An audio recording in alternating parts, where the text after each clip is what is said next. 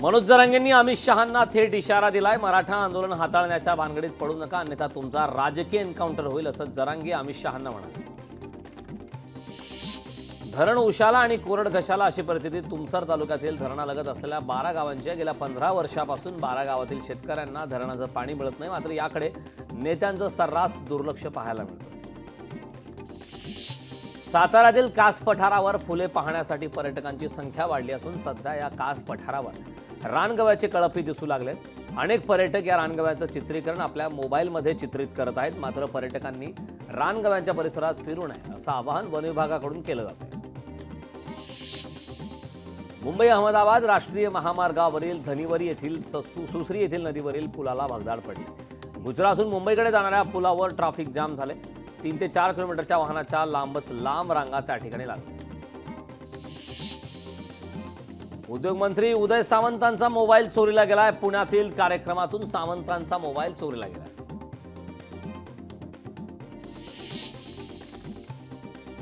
लैंगिक शोषण आणि साध्वींच्या हत्या प्रकरणातील दोषी राम रहीने सरकारकडे आपत्कालीन पॅरोलची मागणी केली आहे. हरियाणात निवडणुकीची धामधूम सुरू असताना डेरा सच्चा सौदा प्रमुख राम रहीमने 11व्यांदा पॅरोल मागितला. यावेळी परवानगी देणं कितपत योग्य आहे असा सवाल निवडणूक आयोगाने केला.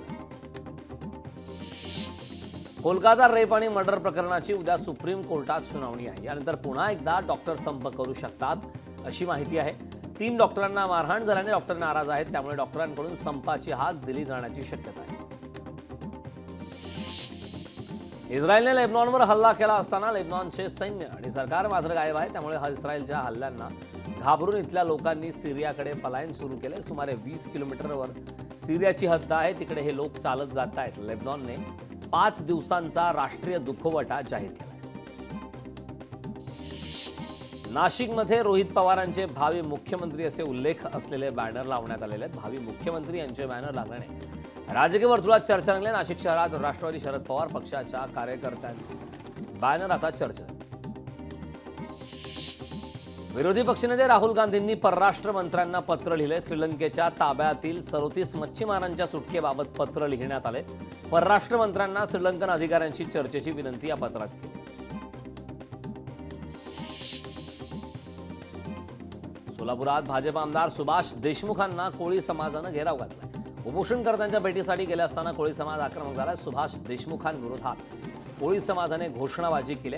कोळी समाजाच्या आक्रमक भूमिकेनंतर देशमुखांनी मात्र त्या ठिकाणाहून काढता पाय घेतला. उत्तर समुद्र किनारी मोठमोठ्या लाटा उसळत असल्यामुळे कोळी बांधव माघारी परतले. तर त्यामुळे कोळी बांधवांमध्ये नाराजीचा सूर उमटताना दिसतो. राष्ट्रवादी आमदार राजू कारमारेंची महिला अधिकाऱ्यांवर दादागिरी करण्यात आली. तुमसर नगरपालिकेच्या सीईओ करिश्मा अवैधी यांना धमकी देण्यात आली.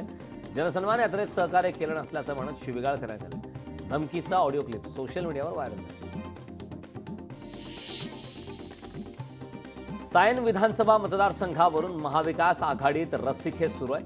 महाविकास आघाडीमध्ये सायनची जागा नेमकी कोणाच्या वाट्याला येणार हे अद्याप स्पष्ट नसताना शिवसेना उद्धव बाळासाहेब ठाकरे पक्षाकडून 2 जण इच्छुक आहेत. काँग्रेसनेही सायन विधानसभेच्या जागेवर दावा केला. नवरात्र उत्सव अवघ्या 4 दिवसावर येऊन ठेपलाय. वाशिममध्ये गरबा नृत्याची धूम पाहायला मिळत असून उमेश गिरी गरबा आयोजक यांनी हॉटेल दानिशमध्ये गरबा नृत्याचं आयोजन केलंय. लहान चिमुकल्यांपासून महिला वर्ग रास गरबा नृत्याची तयारी करताना पाहायला मिळतो. गुहागर विजापूर राष्ट्रीय महामार्गावर खड्ड्यांचं साम्राज्य पसरलं. या ठिकाणी मोठ्या प्रमाणात खड्डे पडले असून वारंवार अपघाताची प्रकरणं समोर येत असतात. प्रशासनाकडे तक्रारी करूनही प्रशासन याकडे दुर्लक्ष करत असल्याचं दिसून येतं.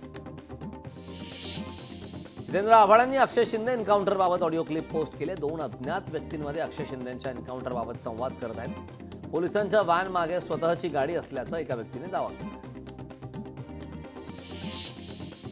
कराड दक्षिण मतदारसंघात मवियात संघर्षाची शक्यता आहे. काँग्रेसच्या मतदारसंघात शिवसेना उद्धव बाळासाहेब ठाकरे पक्षाकडून बॅनरबाजी करण्यात आली.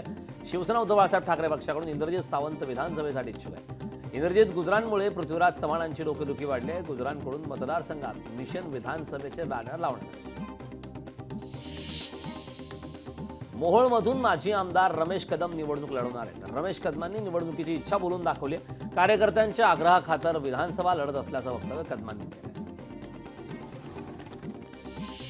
गडचिरोली विधानसभा क्षेत्रात काँग्रेसच्या संभाव्य उमेदवारांनी पदयात्रेतून गावोगावी जनसंपर्क सुरू केला. त्यात महिला काँग्रेसच्या आदिवासी सेलच्या प्रदेशाध्यक्ष उषा धुळे या सुद्धा उतरल्या.